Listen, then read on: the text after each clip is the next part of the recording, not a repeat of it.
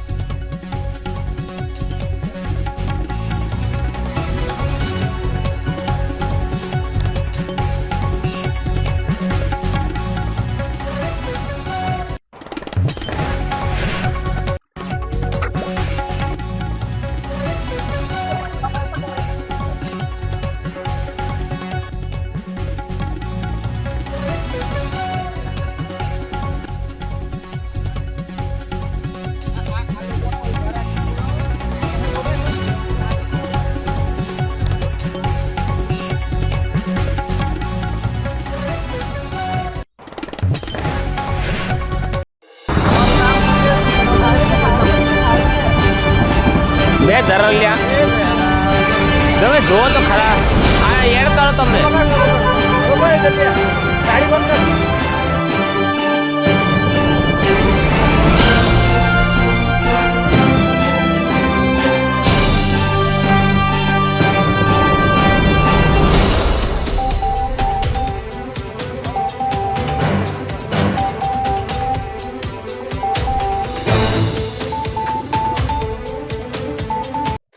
અત્યારે લગભગ 5:30 વાગે નસવાડી બોડેલી રોડ પર પસાર થતી વખતે મોડાસર ચોકડી પાસે બહુ મોટા ખાડા પડેલા છે, જ્યાં હું બાઇક લઈને પડતા સહેજ માટે બચી ગયો હતો। તંત્રનું આ બાબતે થોડુંક ધ્યાન દોરવા વિનંતી। કિશન પટેલ। અમે મોડાસર ગામના રહેવાસી છે અને હાઈવે પર આ નેશનલ 56 રોડ સોંપ્યો છતાં 2 વર્ષથી આ પોઝિશન ગઈ સાલે ચાકરપુરાની વ્યક્તિ આ ખાડામાં પડીને મરી ગઈ અને અત્યારે હાલ 10 મિનિટ પહેલા પણ 2 બાઇકવાળા ભાઈ અંદર પડ્યા। આજની તારીખની વાત છે અને આનો સુધારો થવો જોઈએ એવી અમારી બધાની વિનંતી છે।